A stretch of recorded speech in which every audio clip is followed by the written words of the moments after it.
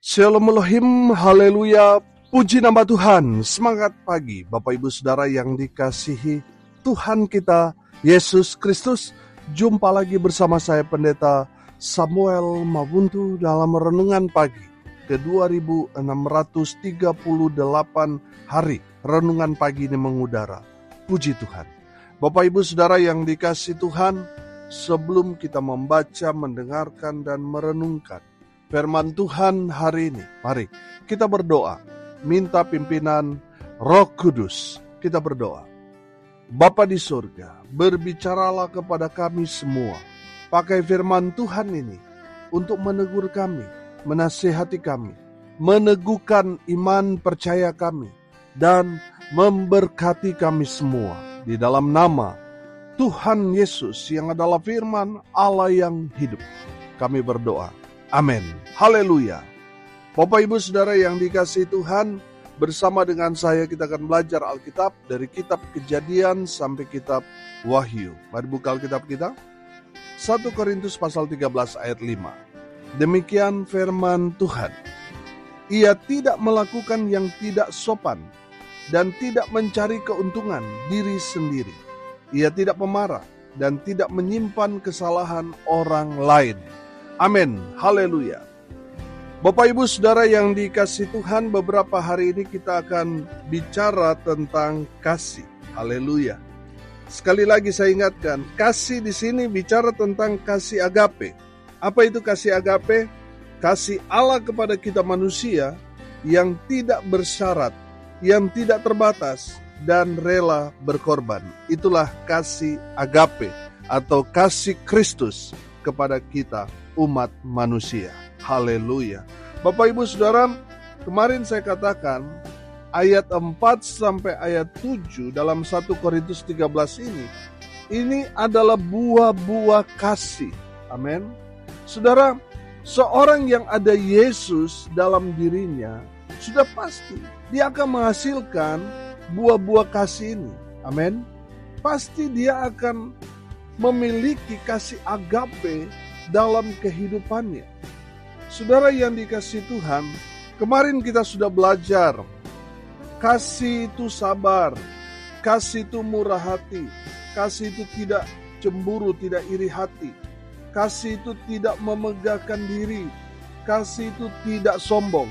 Dan kita lanjut saudara, dari kebenaran firman Tuhan ini kita belajar kasih tidak melakukan yang tidak sopan atau tidak melakukan hal yang tidak pantas. Bapak Ibu Saudara perhatikan ini. Seseorang yang ada Yesus dalam dirinya, pasti dia hidupnya diubahkan. Amin. Dia yang tadinya mungkin hidup dalam kegelapan, karena dia belum menerima Yesus sumber terang itu, sehingga ketika dia menerima Yesus, ada perubahan yang sangat-sangat jelas, yang sangat-sangat nyata dalam kehidupannya. Dari kehidupan gelap berubah menjadi dalam terang Tuhan. Amin. Haleluya. Bapak Ibu Saudara yang dikasihi Tuhan, saya yakin dan percaya seseorang yang ada Yesus dalam dirinya, hidupnya pasti berubah. Contohnya siapa? Paulus. Amin. Saudara, Paulus kita tahu bahwa sebelum dia menerima Yesus, berjumpa dengan Yesus, hidupnya sangat-sangat jahat. Paulus seorang teroris, tapi ketika dia berjumpa dengan Yesus, Yesus itu yang mengubah hidup Paulus. Amin. Sehingga dia hidupnya yang tadinya gelap sekarang terang. Haleluya. Karena ada Yesus dalam kehidupannya. Berubah total, saudara. Bapak Ibu Saudara, seseorang yang ada Yesus dalam dirinya, sudah pasti yang dia lakukan adalah kasih. Amin. Saudara, kalau dulu mungkin kita bicara tidak sopan, kita melakukan hal-hal yang tidak pantas, tapi ketika kita sudah percaya Yesus dan kita meyakini bahwa Yesus itu ada di dalam diri kita, pasti kita akan menghentikan semua hal-hal yang tidak pantas itu, yang tidak sopan itu. Amin. Coba saudara lihat sekarang ini. Banyak sekali orang, saudara, yang berpakaian saja datang ke gereja nggak pantas, saudara. Kalau zaman-zaman dulu, saudara, kita melihat orang kalau pergi ke gereja sudah memang benar-benar menghormati Tuhan. Mereka memakai pakaian yang sangat-sangat pantas. Amin. Tapi saudara lihat sekarang ini, orang pakai baju untuk datang ke gereja, saudara, waduh, seperti nggak pantas. Karena dalam tanda kutip, terlalu terbuka, terlalu seksi, saudara. Kadang-kala kita datang kepada Tuhan, tidak menghormati hadirat Tuhan dengan pakaian yang tidak sopan. Bapak Ibu Saudara bertobat. Seorang yang ada Yesus dalam dirinya, pasti dia akan melakukan hal-hal yang sopan. Amin. Hal-hal yang sangat-sangat menghargai, menghormati Tuhan dan sesama. Amin. Kalau kita pakai baju yang tidak sopan, saudara, kita hanya buat orang lain berdosa. Betul? Kalau kita ya nggak usah diragukan lagi, kita sudah berdosa karena mengundang orang jatuh dalam dosa dengan cara kita berpakaian yang tidak sopan itu. Bapak Ibu Saudara yang dikasihi Tuhan, bertobat. Saudara, begitu juga ketika kita berkata-kata.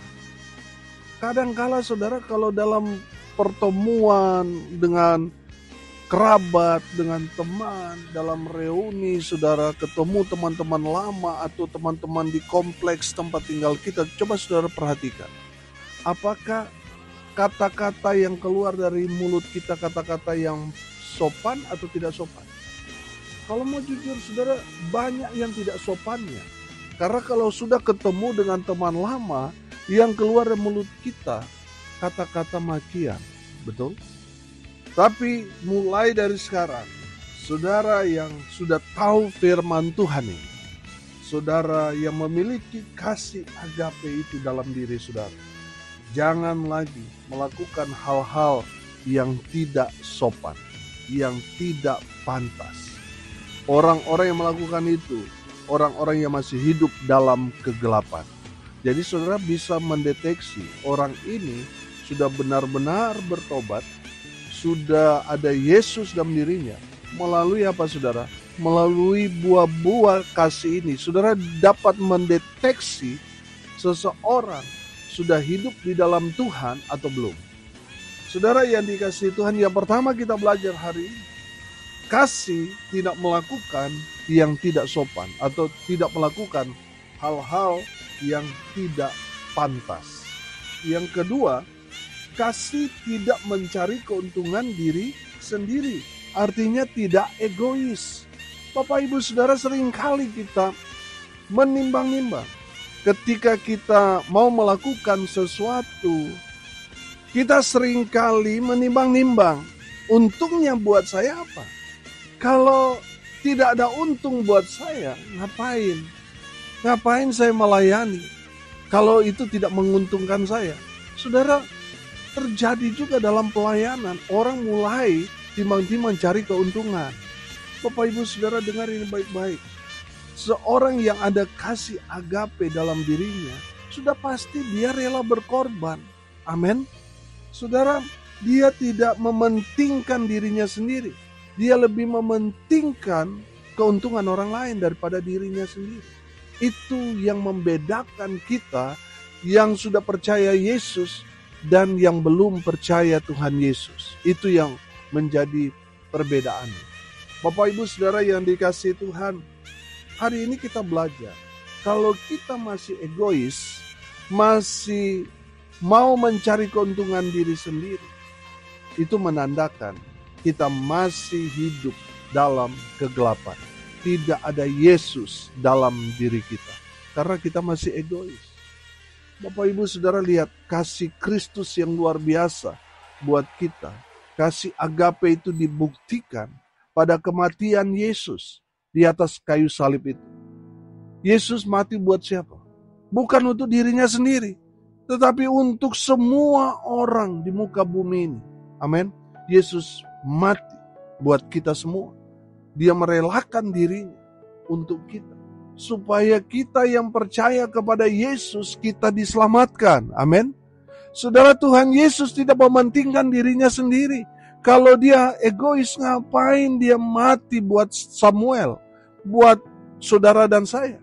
Buat apa? Saudara yang dikasihi Tuhan, kita bersyukur Yesus membuktikan kasih agape itu kepada kita semua melalui kematiannya. Kematiannya bukan hanya untuk 1-2 orang, tapi untuk semua orang. Dia tidak bersalah, dia tidak berdosa, tapi dia rela menjadi korban untuk kita semua, umat manusia. Haleluya. Bapak Ibu Saudara, kalau saudara sudah diselamatkan, jangan egois. Kalau saudara sudah diselamatkan karena pemberitaan Injil, jangan egois. Saudara juga harus menyelamatkan teman-teman, keluarga saudara yang masih hidup dalam kegelapan, yang belum percaya Yesus. Saudara yang dikasihi Tuhan, jangan egois.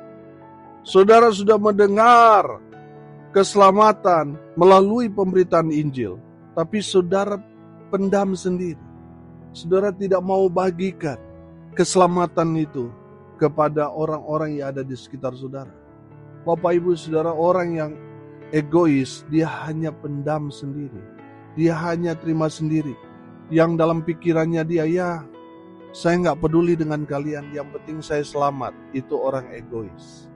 Orang yang dia memiliki kasih agape, walaupun ada banyak sekali konsekuensi yang akan dia terima, saudara, sudah pasti dia akan tetap memilih untuk memberitakan Injil kepada orang-orang di sekitar. Walaupun dia ditolak, walaupun konsekuensinya dia dijauhi oleh sanak saudara, oleh teman-temannya, dia diusir mungkin di tengah-tengah keluarganya, tapi dalam hatinya dia sudah berbagi Injil kepada orang-orang yang ada di sekitarnya, walaupun kenyataannya dia ditolak. Bapak Ibu Saudara yang dikasihi Tuhan, apapun konsekuensi saudara ketika saudara memberitakan kabar baik, saudara jangan takut. Sebab Tuhan menyertai saudara. Amin. Karena di saat kita memberitakan kabar baik, saudara, itu adalah bukti bahwa kita tidak egois. Kita yang sudah mendengar Injil keselamatan itu, kita bagikan kepada teman, sahabat, kerabat kita yang ada di sekitar kita. Walaupun mungkin kita ditinggalkan, dijauhi, dibuang, ditolak. Itu bagi kita tidak penting. Yang penting kita sudah membagikan kabar keselamatan kepada mereka. Giliran mereka mau terima atau tidak, itu urusan mereka dengan Tuhan. Amin. Urusan kita dengan Tuhan adalah kita pergi memberitakan kasih itu, memberitakan Yesus, memberitakan Injil keselamatan bagi semua orang yang mendengar kabar baik yang kita sampaikan. Sudah pasti mereka diselamatkan oleh Tuhan Yesus Kristus. Amin. Seorang yang ada Yesus dalam dirinya pasti tidak egois. Kalau saudara menemui bahwa ada orang yang egois padahal mereka sudah terlibat dalam pelayanan, itu menandakan orang itu tidak ada Yesus dalam diri. Seorang yang ada kasih agape, ada Yesus, pasti tidak egois. Yang ketiga, kasih tidak pemarah. Bapak Ibu Saudara yang dikasihi Tuhan, pemarah di sini ini bicara sudah karakternya. Karena pemarah, kalau dia mungkin berkata seperti ini, tidak suka marah, beda saudara dengan pemarah.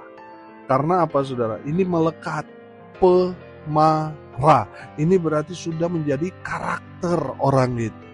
Kalau saudara marah ketidakadilan, saudara nggak salah, saudara nggak berdosa. Saudara sama seperti saudara marah kepada anak saudara yang melakukan satu kesalahan, saudara nggak berdosa. Tapi kalau itu sudah menjadi karakter saudara, suka marah-marah, saudara nggak bisa tidur. Kalau belum marah, itu sudah menjadi karakter saudara. Seorang yang ada Yesus dalam dirinya, pasti dia tidak pemarah. Saudara yang dikasihi Tuhan, kalau saudara temui ada orang yang sifatnya pemarah saudara, ini menandakan tidak ada Yesus dalam dirinya. Betul mungkin dia orang Kristen, tapi sayang, dia tidak ada Yesus dalam dirinya. Karena apa saudara? Karena di dalam dirinya ada amarah. Saudara, kalau kita belajar dalam perjalanan bangsa Israel, kenapa Tuhan tegur bangsa Israel? Tuhan hukum, murka Tuhan menimpa mereka. Karena apa? Mereka bersungut-sungut. Bersungut-sungut itu artinya marah, saudara. Marah kepada siapa? Marah kepada Tuhan. Kenapa Tuhan bawa mereka di padang gurun? Lebih baik kami kembali ke Mesir. Di sana masih cukup air, makannya berlimpah. Saudara yang dikasihi Tuhan, orang yang tidak ada Yesus dalam dirinya, sudah pasti dia memiliki karakter ini. Singgung sedikit marah. Saudara lihat gak? Ketika ada rapat-rapat di gereja-gereja, saudara, masih terjadi seperti ini. Bapak Ibu Saudara, kita dapat mendeteksi orang itu belum ada Yesus dalam dirinya. Walaupun mungkin dia sudah melayani, tapi kalau bawaannya itu suka marah, saudara, singgung sedikit emosi, saudara, ini menandakan belum ada Yesus dalam dirinya. Saudara yang dikasihi Tuhan, kita boleh marah kalau kebenaran diperkosa, ketidakadilan merajalela. Kita boleh marah. Tetapi jangan menjadi karakter dalam kehidupan kita. Kalau marah sudah jadi karakter dalam kehidupan kita, celaka kita. Itu menandakan kita tidak ada Yesus dalam diri kita.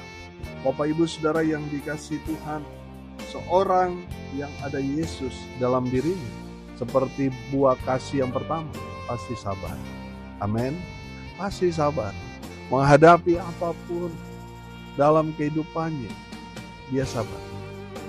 Orang yang tidak ada Yesus dalam dirinya, wah, sudah pasti tersinggung, sudah pasti marah. Karena amarahnya akhirnya sama seperti Kain, saudara. Karena amarahnya kepada adiknya, saudara, akhirnya apa? Persembahannya ditolak Tuhan.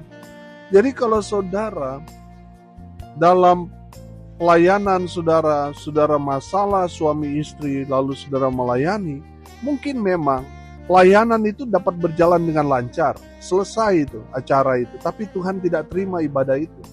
Karena apa saudara? Karena hatimu sedang membara, sama seperti Kain, ditolak.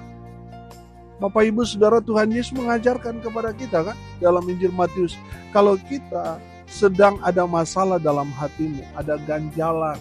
Karena sebelum saudara pelayanan, ya saudara cekcok dengan pasangan saudara bermasalah dengan orang lain dalam minggu itu, selesaikan dulu, berdamai dulu, baru saudara datang kepada Tuhan. Saudara yang dikasihi Tuhan, jangan sampai saudara kesalahan orang sudah bertahun-tahun masih tersimpan dalam hati dan pikiran saudara. Akhirnya apa saudara? Apa yang saudara berikan, baik itu persembahan, pelayanan saudara, tidak diterima oleh Tuhan. Karena ada amarah dalam hatimu. Bertobat. Yang terakhir, yang keempat, kita belajar saudara, kasih tidak menyimpan kesalahan orang lain. Saudara, artinya apa? Seorang yang ada Yesus dalam dirinya, ada agape itu, dia tidak pendendam, dia tidak menyimpan kesalahan orang lain. Oh, kamu ingat gak waktu 10 tahun yang lalu kamu permalukan saya, kamu lakukan ini dan itu, kamu perbuat kepada saya sehingga keluarga saya tercemar dan sebagainya dan lain-lain. Saudara yang dikasihi Tuhan, kita sudah belajar kasih agape itu menandakan tanpa syarat. Dia tetap mengasihi, dia tetap mengampuni walaupun orang itu telah menyakiti kita. Kita tidak hanya berbuat baik kepada orang baik, tetapi kita tetap berbuat baik kepada orang yang tidak berbuat baik kepada kita, berbuat jahat kepada kita, kita tetap berbuat baik kepada mereka. Itu artinya kasih agape tanpa syarat. Ada banyak orang kan mengasihi sesama itu ada syaratnya. Kalau dia ganteng, dia cantik, dia kaya, baru saya mau mengasihi dia. Tapi kalau dia jelek, kalau dia susah, dia miskin, sakit, ya saya nggak mau mengasihi dia. Banyak orang kan seperti itu. Saudara yang dikasihi Tuhan, seorang yang ada kasih agape dalam dirinya, dia tidak ungkit-ungkit lagi masa lalu. Dia tidak dendam, walaupun mungkin dia pernah jadi korban. Dia tidak dendam. Karena apa, saudara? Kalau kita tidak mengampuni kesalahan orang, firman Tuhan mengajarkan kepada kita, maka dosa-dosamu tidak akan pernah diampuni. Jadi kalau saudara mau mendapat pengampunan dari Tuhan, Tuhan memang izinkan ada orang-orang yang menyakiti kita. Supaya apa, saudara? Supaya dari sana kita mendapat kesempatan untuk melepaskan pengampunan kepada mereka, supaya kesalahan, pelanggaran, dosa yang kita perbuat yang begitu banyak itu mendapat pengampunan dari Tuhan Yesus Kristus. Selama saudara dendam, maka dosamu tidak diampuni. Yang rugi siapa? Rugi saudara, mati masuk neraka. Makanya saudara bertobat. Kalau masih ada yang simpan dendam, lepaskan. Bertobat. Sebelum apa, saudara? Sebelum terlambat. Hari ini kita belajar. Kasih tidak melakukan yang tidak sopan. Yang dia lakukan hal-hal yang sopan. Dia lakukan benar-benar hal-hal yang berkenan di hadapan Tuhan. Amin. Tidak jadi batu sandungan bagi orang lain. Karena yang dia lakukan hal-hal yang sopan. Yang kedua, saudara, kita belajar.